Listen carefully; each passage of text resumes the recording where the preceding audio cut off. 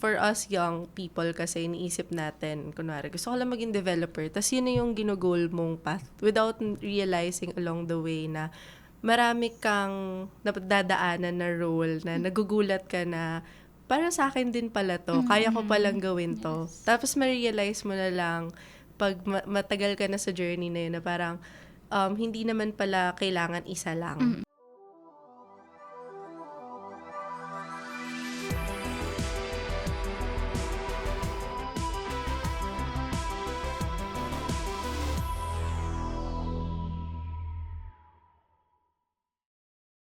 Welcome, Kaka-Computer, where tech meets wit and wisdom. For today's episode, we'll be talking about finding the role that matches you. So, sa inyo guys, how do you determine kung ano yung role na para sa inyo when you were still studying nung college? Back when I was in college, I was torn between two paths, being a programmer and being a UI or UX designer. So, because I also like doing design, the visuals, that's why nung nag-programming ako front-end, yun nauna eh. So, yun yung dilemma ko. So, I did research. I believe wala pa si ChatGPT by on that time. So, manual research, Google, YouTube, yung mga a day in a life of a UX designer, a day in a life of a programmer. And then, something clicked sa akin. I can do both if I'm a full stack developer. So I can be a full stack developer or software engineer who also knows how to do UI and UX design. So I leverage on that path na parang kumbaga sa laro may main class ka, may main path ka, pero may subclass ka or may subpath ka. Yun. So that's how I determined my role right now. Even today, I still practice it. Pwede rin naman kasing paghaluan, di ba? Hindi naman ibig sabihin na magiging programmer ka lang, ito lang talaga siya. Hindi And naman. also lucky na related yung fields. So I understand na meron din mga ibang fields na magkaiba talaga na binabalance or pinag-iisipan ng tao. How about you? So, sa akin naman po, actually, kakagraduate ko lang po last year. So, ang gusto ko po talagang path is maging data analyst po. But, nung nag-a-apply po ako, nakita ko po yung job na to and nag-apply po ako sa as tech support engineer. Tapos nakita ko po na mayroon din pong parang AWS Cloud. Since dati po, nung student pa lang ako, mahilig po ako umattend ng mga events po nung AWS, mga workshops, ganun. Curious po ako sa cloud computing, ganun. Then, tinry ko pong mag-apply. Then, natanggap po ako. Tapos, nung as nag-work po ako, doon po ako natuto talaga and nag-grow po. So, I think doon ko po nahanap na AWS po pala para sa akin. So right now, di mo na balak bumalik dun sa original path mo? Actually po, habang nag-work po ako, parang nagagamit ko rin po yung mga naaral ko po dati.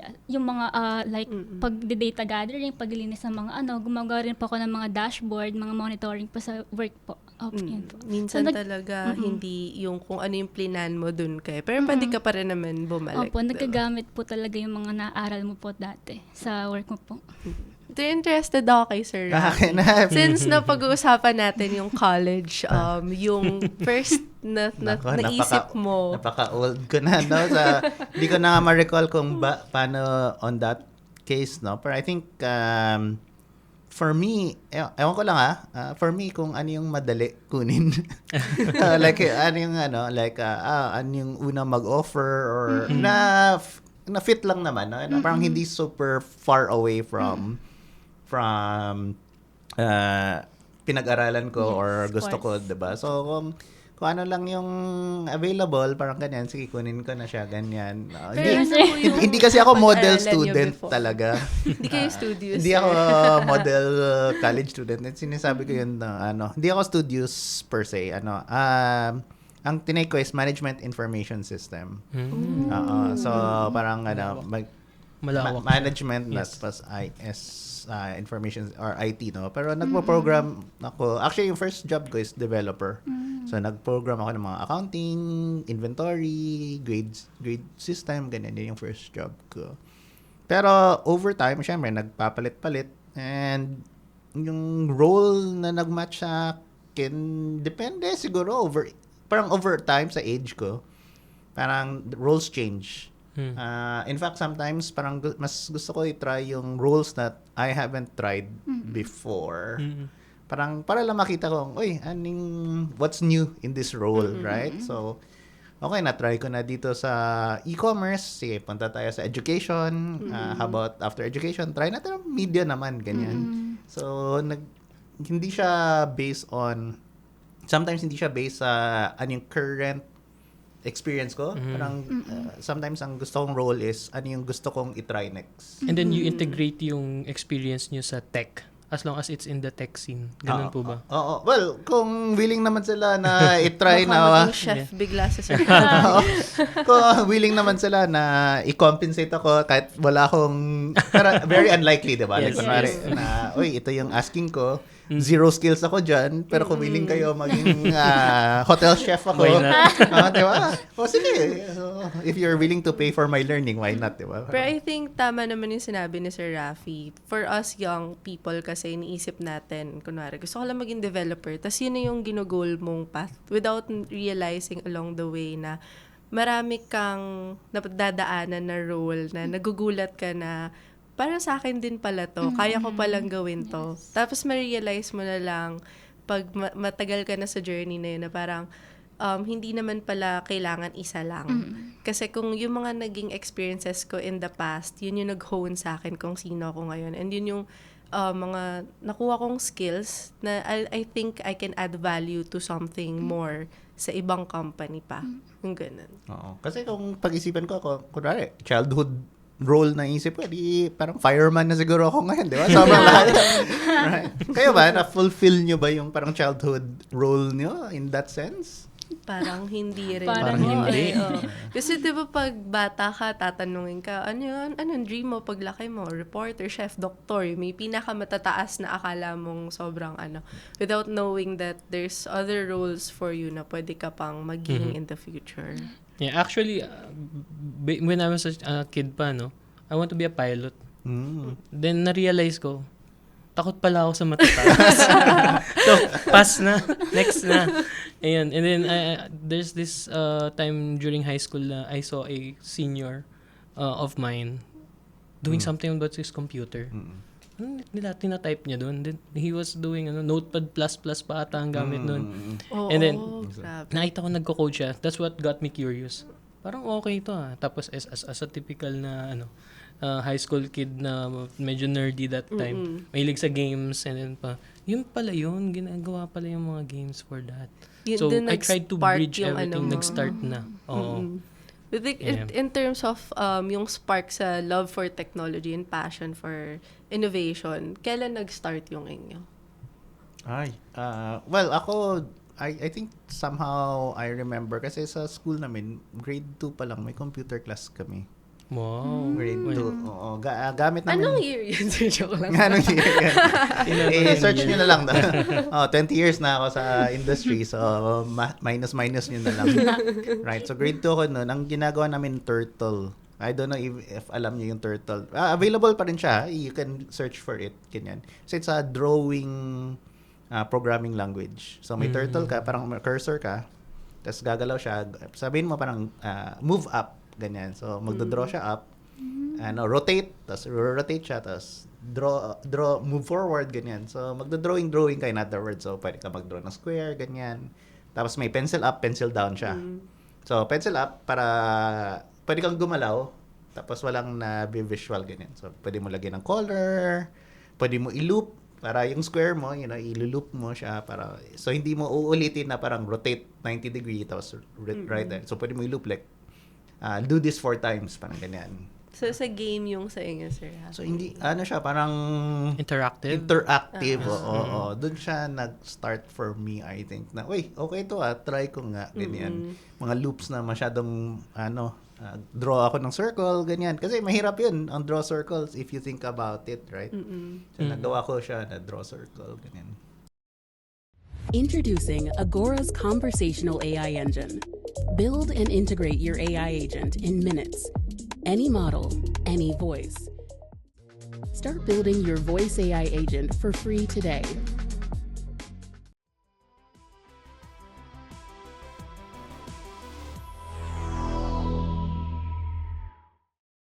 have a question kay April. So, di ba hindi yung una na, yung parang intended position na gusto mo sana. Paano mo na-realize na, na kaya mo pala siyang i-bridge? It's not something na you might career change in the future, but something na kaya mo i-integrate on your current role, yung gusto mo originally. Kasi po, nung nag-start po ako, yung pinaka-first, nung na-interview din po ako, sinabi ko rin po sa HR na, or sa nag-interview po sa akin na supervisor ko na mahilig po ako sa mga data, gano'n. Then, nung nag-start po ako, binigyan niya po ako ng parang mga task po na data-related din. Kasi yung cloud computing, meron din po siyang data, di ba? So, yun po. Doon po, na-start na parang, pwede ko palang magamit yung skills ko sa cloud computing, gano'n. Yun po. Actually, that's great, no? Being honest to your hiring manager or even your manager kapag nasa current company ka na. So, as long as you're honest, kasi there's this thing na parang akala natin receive ng tasks from our managers. But sometimes we have to reach out to them as well na, sir, parang ito yung gusto kong type ng project. This is what I want to work on because parang feel ko dito ako mag-specialize or yung interest ko. And then kino-consider nila yun. Yes. And then after that, mas may mix yung current role mo dun sa if you have other passions as well. Diba? Yung opportunities. And okay din yung maging honest ka para alam nila kung yung strengths mo, kung saan ka nila ilalagay. Kasi pag nasa management role ka, or nasa leader type role ka, 'di ba? Dapat ang nakikita mo sa mga subjects mo is saan yung strength nila para alam mo kung saan sila ilalagay para mag-work yung team mo better. And Mag-function hindi lang better. naman yun malalaman ng manager mo just by observing you. Yes. Alay mo pala, iba pala yung May nasa isip tinatago mo. ka palang May tinatago galing. ka pala. Paano niya malaman kung next role na? Like, like, is that time-based? Is that, I don't know. Ano yung indicators para sa inyo? Parang, it's time for my next role. Hindi necessarily next company, ha? Next role. But rin, it's time for me to go. Kasi people leave sometimes but stay in the same role, di ba? Yes. Pero ang question is more like different role talaga or next role. Either Parang promotion. pwede promotion, pwede change in like Responsibilities. Role, change role. Parang But hindi nyo pa na-feel yun. Yung parang, gusto ko ng ibang role. Nangyari na siya sa akin before. So, Sa akin actually, in my din. previous company, I asked my supervisor on ano yung KPIs ng company for that role, ano yung mga targets na pwede kong i-achieve so that I can be more of like, parang kind of like a senior or a better developer. And then, yun, again, reaching out to your boss. And then, sila naman magga-guide sa'yo. They will give you a list of things na pwede mong gawin. And sometimes, if may opportunities, for example, may ina-assign din naman sa mga supervisor na task, ikaw unang may isip nila because you reach out first. Parang, ito nabanggit na to ni Felix before na ito yung mga interested siya na projects. Bigay ko nga sa kanya. So, by that time, mas nagpapatong-patong na yung mga responsibilities. Doon ko rin na-realize na I'm ready for this next level. So, along the way, yung sa akin. Siguro po sa akin, marirealize ko Bago po ka pa next role agad. Siguro po, Ano lang po? Nagsa-stock up yung certification. Yes, sir. Siguro po, pag next role na kapag, sa tingin ko po wala na po, parang hindi na po ako nag-grow sa role na yun. Ganun. And also, kasi po na-offeran din po ako dati ng, sa same company lang naman po, ng solutions architect po. But, kasi, ang focus po niya is sa Vim po, which is hindi po siya AWS. So, sabi ko po, kapag nagkaroon na lang po ng other role na cloud computing related na SA, dun po ako lilipat. Kasi yun po talaga yung gusto ko. Ganun. Yung sa akin, siguro, kasi siya na-position ako sa sales. Pero, tech sales. Pero, ang goal ko kasi, since I'm an IT graduate, nasa tech industry talaga. Like, aligned talaga sa tech, hindi mag-sales. Kasi, as much as matoka akong person, hindi ako mahilig mag-persuade. Magkaiba kasi yan 'di ba? Yung mahilig ka magsalita, pero tsaka mahilig ka mag-persuade into selling the service, ganyan. So, I think, after 1.5 year, doon ko napagtanto na parang, So, na-try mo talaga mag-tech sales? yes po, nag-tech sales talaga ako Ah. for 1.5 years. And then, right after nun, parang gusto ko na talaga mag-tech. Gusto ko siyang itry on my own. Although, pinapersuade nila ako to explore in the same company, ganyan.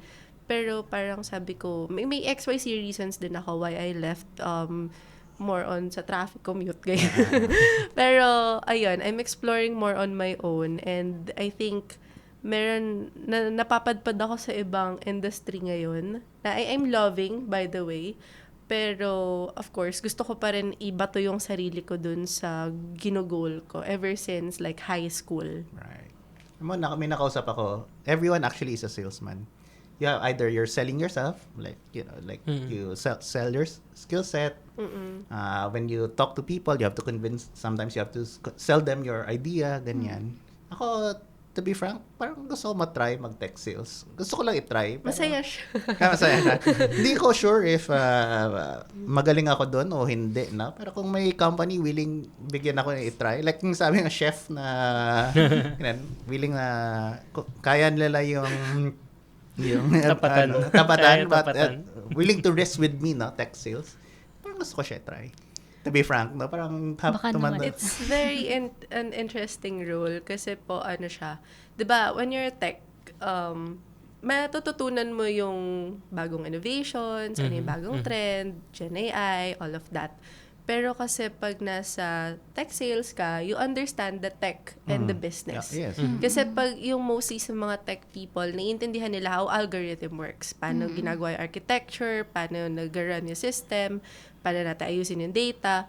Pero kasi pag naiintindihan mo din yung business, ang last call dyan, directors pa rin eh. Yung mga nasa C-levels pa rin. Yes.